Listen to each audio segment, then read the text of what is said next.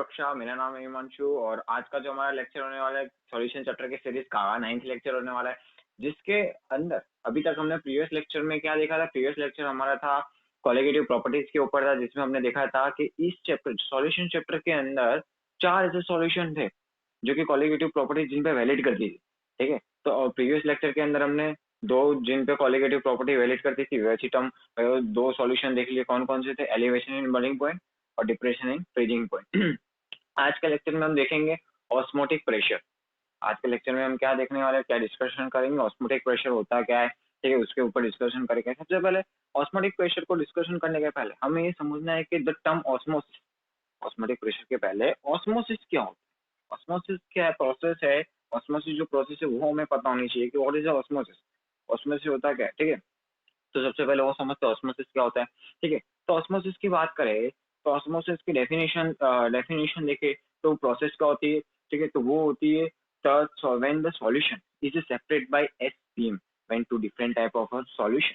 ठीक है, दो अलग अलग कॉन्सेंट्रेशन वाले सॉल्यूशन ले लो, एक की कॉन्सेंट्रेशन लो होगी, एक की कॉन्सेंट्रेशन हाई होगी। ठीक है, दो तरह के आपने सॉल्यूशन ले लिए, उसको सेपरेट करना है हमें बीच में एक लेयर से। दोनों सॉल्यूशन को, दोनों डिफरेंट कॉन्सेंट्रेशन वाले सॉल्यूशन को किससे सेपरेट कर, तो एक लेयर से। उस लेयर को कहेंगे एसपीएम। क्या कहते हैं उस लेयर को? एसपीएम।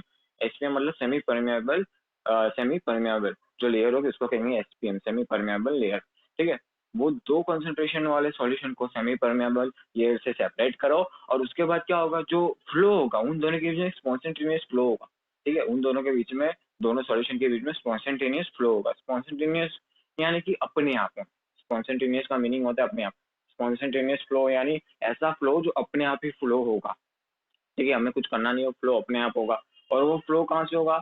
लोअर कॉन्सेंट्रेट जो दो सॉल्यूशन लिए हमने, ठीक है, बीच में लेयर से सेपरेट किए, तो वो दो सॉल्यूशन में जो लोअर कॉन्सेंट्रेशन वाला सॉल्यूशन होगा, ठीक है, एक लोअर होगा एक हायर होगा, तो जो स्पॉन्टेनियस फ्लो होगा, ठीक है, सॉल्वेंट का अपने आप क्या होगा? स्पॉन्टेनियस फ्लो होगा। ठीक है, कहाँ से कहाँ होगा? तो ऑटोमेटिक जो सॉल्वेंट होगा हमारे पास लोअर कॉन्सेंट्रेशन से हायर कॉन्सेंट्रेशन में जाने लगेगा।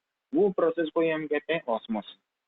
ठीक है, when a two solution of different concentration is separated by SPM, semi permeable layer, ठीक है, that time spontaneous flow of solvent from lower concentration to higher concentration। ठीक है, वो पूरी प्रोसेस को कहते हैं ऑस्मोसिस।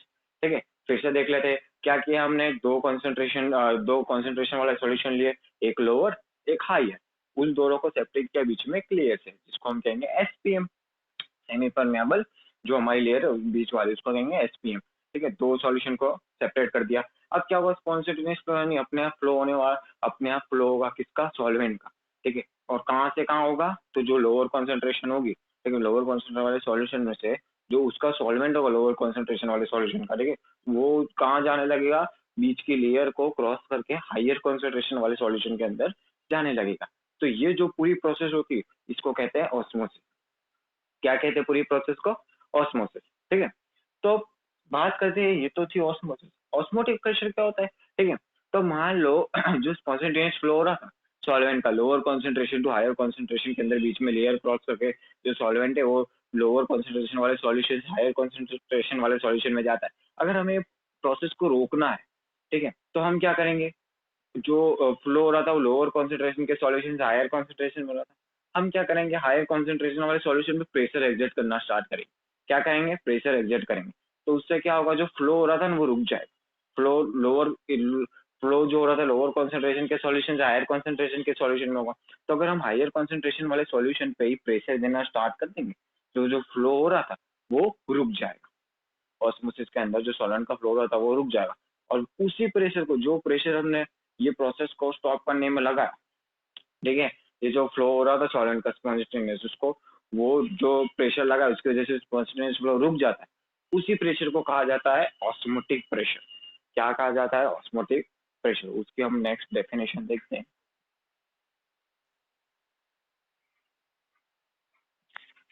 ओके, तो ऑस्मोसिस क्या आता है वो हमने समझ लिया। ठीक है, अब वो जो ऑस्मोसिस जो हो रहा था, ठीक है, दो सॉल्यूशन हमने लिए थे, लोअर कॉन्सेंट्रेशन हायर कॉन्सेंट्रेशन, दोनों के बीच में एक लेयर से सेपरेट किया था। और वो लोअर कॉन्सेंट्रेशन का सॉल्वेंट किस में जा रहा था? हायर कॉन्सेंट्रेशन वाले सॉल्यूशन के अंदर जा रहा था।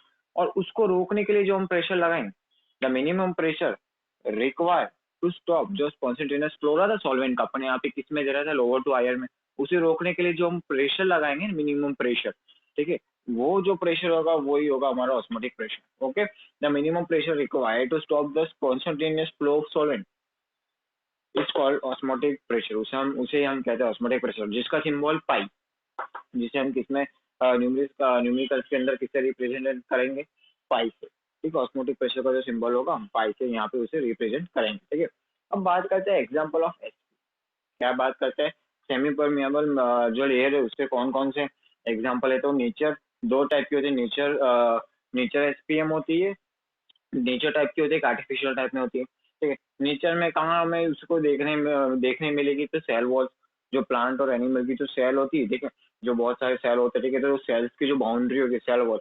वो किसका काम करती है, एसपीएम का काम करती है। ठीक है, सेमी परमेबल मेम्ब्रेन का काम करती है। ठीक है, और आर्टिफिशियल में जो हमारे पास होते पार्चमेंट पेपर, ठीक है, पार्चमेंट पेपर होता है वो भी एज हम एसपीएम का ही वर्क करता है। ठीक है, फिर जो जो केमिकल है Ca2FeCN6, ये भी हमारा कहीं ना कहीं जो कॉम्प्लेक्स कंपाउंड है, ये भी हमारा एसपीएम का ही काम करता है। तो ये थे नेचर और आर्टिफिशियल टाइप का एसपीएम के जो दो टाइप होते हैं, नेचुरली होता है और आर्टिफिशियल टाइप का भी होता है। ठीक है, और उसके पहले हमने देखा ऑस्मोटिक प्रेशर जो था, मिनिमम प्रेशर रिकॉर्ड था जो स्पॉन्टेनियस फ्लो हो रहा था सॉल्वेंट का, lower concentration to higher concentration, उसे स्टॉप करने के लिए जो प्रेशर लगाओ, ठीक है, उसे हम कहते हैं ऑस्मोटिक प्रेशर।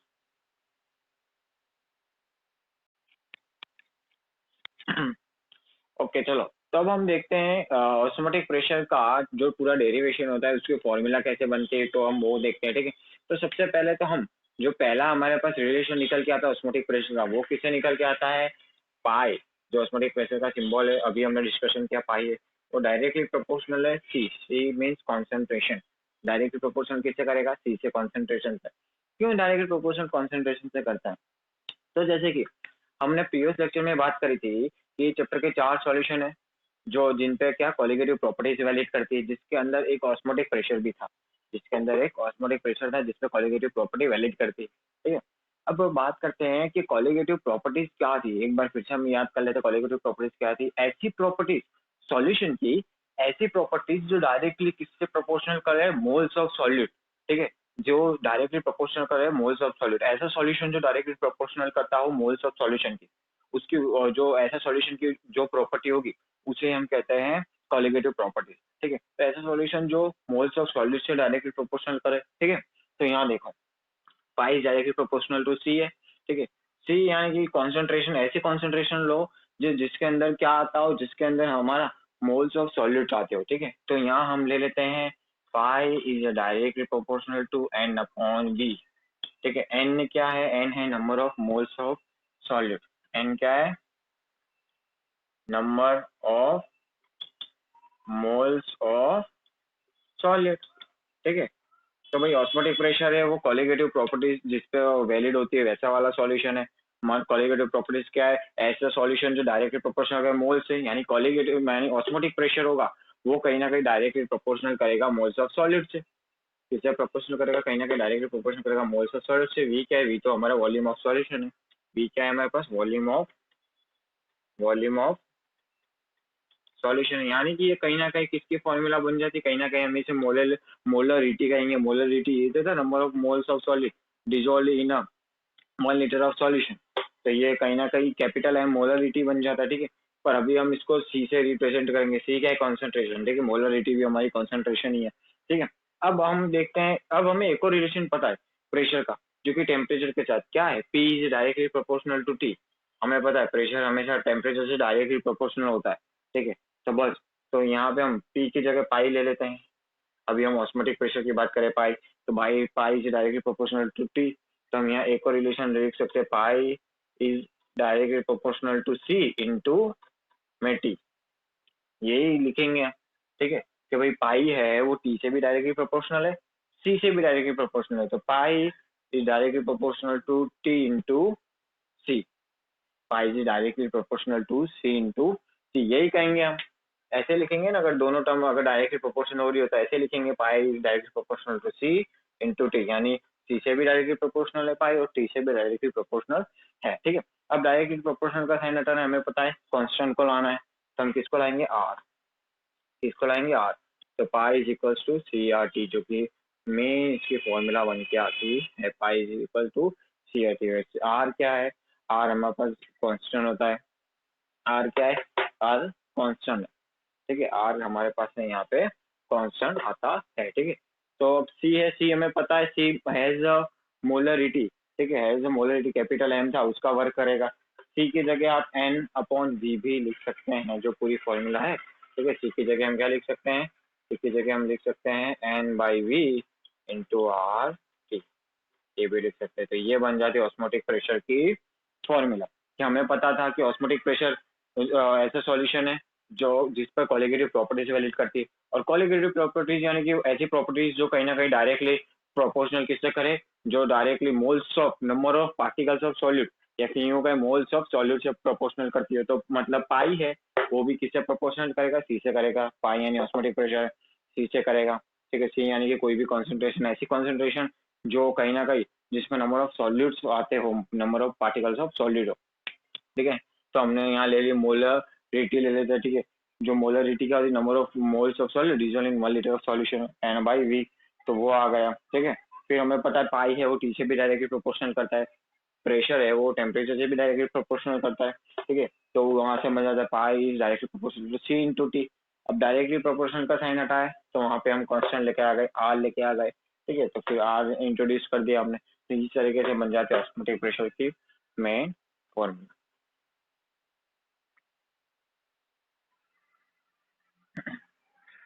ओके चलो, तो अब हम समझते हैं हाइपरटोनिक सॉल्यूशन और हाइपोटोनिक सॉल्यूशन क्या होता है। ठीक है, तो जैसे कि हमने ऑस्मोसिस में देखा था, वो जो दो सॉल्यूशन लिए थे हमने स्टार्टिंग में, जो ऑस्मोसिस प्रोसेस देखी जिसके अंदर एक लोअर कॉन्सेंट्रेशन में था, एक हायर कॉन्सेंट्रेशन में था। बस वो जो दो सॉल्यूशन होते हैं उनके ही नाम होते हैं, उसमें से जो लोअर कॉन्सेंट्रेशन होगा, ठीक है, ऑस्मोसिस प्रोसेस के अंदर जो लोअर कॉन्सेंट्रेशन होगा उसको हम कहेंगे हाइपोटोनिक सॉल्यूशन, और हायर कॉन्सेंट्रेशन वाले को कहेंगे हाइपरटोनिक सॉल्यूशन। लोअर वाले को हाइपो और हायर वाले को हाइपर टॉनिक सॉल्यूशन। ठीक है, तो वो जो दो सॉल्यूशन थे लोअर और हायर कंसंट्रेशन वाले, उनको ही हम कहेंगे हाइपो और हाइपर। ठीक है, तो हाइपो और हाइपर होते हैं क्या है। ठीक है, तो हाइपोटोनिक सॉल्यूशन क्या होता है, तो हाइपोटोनिक सॉल्यूशन यानी कि जो सॉल्यूशन जिसका कॉन्सेंट्रेशन लो हो कंपेयर टू अदर। ठीक है, और हाइपरटोनिक यानी कि ऑस्मोसिस प्रोसेस के अंदर ही जो सॉल्यूशन था जिसकी कॉन्सेंट्रेशन हाइयर हो कंपेयर टू दूसरे के, जो दूसरे वाला सॉल्यूशन होगा। दो सॉल्यूशन था, हमने दो सॉल्यूशन लिए थे, बीच में लेयर बनाई थी, जो लेयर थी हमारे पास एसपीएम की, सेमी परमिएबल की। ठीक है, तो उसमें से जो लोअर कॉन्सेंट्रेशन वाला होगा उसको हम कहेंगे हाइपर, और हायर कॉन्सेंट्रेशन वाले को कहेंगे हाइपरटोनिक सॉल्यूशन। लोअर वाले को हाइपोटोनिक और हायर वाले को हाइपरटोनिक। ठीक है, तो वो दो तरह के सॉल्यूशन बनते हैं। उनके एग्जाम्पल क्या है, तो हाइपोटोनिक वाले के एग्जाम्पल ये होते हैं कि 0.3 molar, 0.3 molar of glucose is hypotonic to 0.2 molar FeCl3। तो मतलब कहीं ना कहीं 0.3 मोलर ग्लूकोज की जो कॉन्सेंट्रेशन होगी वो ज्यादा होगी किसके, 0.2 मोलर FeCl3 के। मतलब कि 0.3 मोलर जो ग्लूकोज होगा वो कहीं ना कहीं हाइपोटोनिक होगा। ठीक है, उसकी कॉन्सेंट्रेशन कम होगी, इसके कंपेयर में 0.2 मोलर FeCl3 के कंपेयर में हाइपोटोनिक आ गया। तो मतलब ये दो सॉल्यूशन मिलके ये दो सॉल्यूशन होंगे, इन दोनों के कंपैरिजन कर रहे हैं, तो एक होगा हाइपो और एक होगा हाइपर। वैसे दूसरा एग्जांपल यहाँ देखो, RBC fluid is hypertonic with 0.80% weight by weight NaCl। मतलब ये दो सॉल्यूशन की कंपैरिजन हो रही, तो यहाँ पे हाइपर यानी कि आरबीसी फ्लूइड की कॉन्सेंट्रेशन ज्यादा है compare to 0.80% weight by weight NaCl के। इसलिए यहाँ पे ऐसा है कि आरबीसी फ्लूइड है इस हाइपरटोनिक। हाइपरटोनिक मतलब उसकी कॉन्सेंट्रेशन ज्यादा है आरबीसी फ्लूइड सॉल्यूशन की कॉन्सेंट्रेशन ज्यादा है, ठीक, इसलिए यहाँ पे उसको हाइपरटोनिक कहा गया है। तो ये दो एग्जांपल होते हैं हाइपोटोनिक और हाइपरटोनिक। ठीक है, जो कि हमने ऑस्मोसिस प्रोसेस के अंदर देखा था, एक लोअर कॉन्सेंट्रेशन में था, एक हायर कॉन्सेंट्रेशन में सॉल्यूशन था। लोअर वाले को हाइपोटोनिक, हायर वाले कॉन्सेंट्रेशन को हाइपरटोनिक सॉल्यूशन कहते हैं।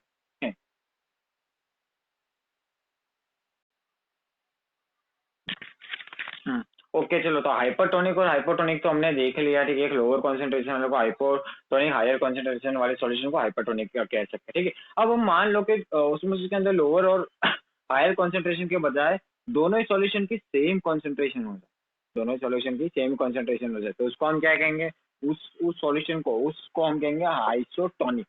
उसको हम क्या कहेंगे अब, आइसोटोनिक। ठीक है, दोनों की कॉन्सेंट्रेशन सेम हो जाती है तो उस तरह के सॉल्यूशन को कहेंगे आइसोटोनिक। देखो डेफिनेशन में देखो, टू और more than two solution having equal concentration, दो या दो से ज्यादा सॉल्यूशन के जब इक्वल कॉन्सेंट्रेशन हो जाते तो उसको हम कहेंगे आइसोटोनिक, जिनके ऑस्मोटिक प्रेशर भी कैसे हो जाए, सेम हो जाए। ठीक है, ऑस्मोटिक प्रेशर भी दोनों के कैसे हो जाए, सेम हो जाए। ऑस्मोटिक प्रेशर का काम कहाँ पड़ता था हमें पता है, ऑस्मोसिस के अंदर लोअर कॉन्सेंट्रेशन हायर कॉन्सेंट्रेशन होता था। तो जो लोअर कॉन्सेंट्रेशन वाले सॉल्यूशन का सॉल्वेंट था वो अपने आप ही किसके अंदर जा रहा था, हायर कॉन्सेंट्रेशन के सॉल्यूशन के अंदर घुस रहा था। अब तो मान लो, अब तो आइसोटोनिक के अंदर तो क्या होगा, दोनों की कॉन्सेंट्रेशन ही सेम हो गई। अब दोनों की कॉन्सेंट्रेशन सेम हो गई तो उसमें हम ऑस्मोटिक प्रेशर किस पे देते थे, कॉन्सेंट्रेशन फ्लो को रोकने के लिए देते थे।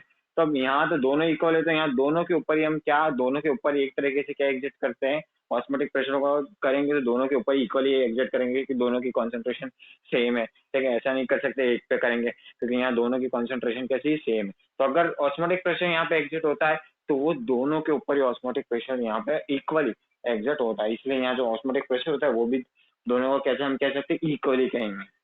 ठीक है, तो कहने का मतलब क्या होगा यहाँ पे, आइसोटोनिक के अंदर पाई वन, अगर मान लो पहले वाले सॉल्यूशन का प्रेशर हम पाई वन लगाए तो दूसरे के ऊपर भी उतना ही ऑस्मोटिक प्रेशर लगाएंगे पाई 2। कितना लगाएंगे, पाई 2।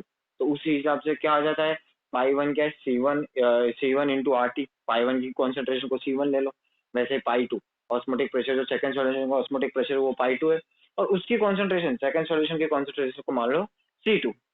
तो C1 RT तो दोनों को सेम रहेगा, आर तो कांस्टेंट और टेम्परेचर भी दोनों को सेम ही रहेगा। ठीक है, तो C1 RT equals to C2 RT, ये दोनों एक दूसरे के इक्वल आएंगे। किसके अंदर, कौन से केस के अंदर, सिर्फ और सिर्फ आइसोटोनिक सॉल्यूशन होगा जब। ठीक है, आइसोटोनिक सॉल्यूशन होगा जब दोनों के ऑस्मोटिक प्रेशर सेम होंगे। ठीक है, तो C1 RT equals to C2 RT तो ये इसका फॉर्मूला बन जाता है आइसोटोनिक के अंदर।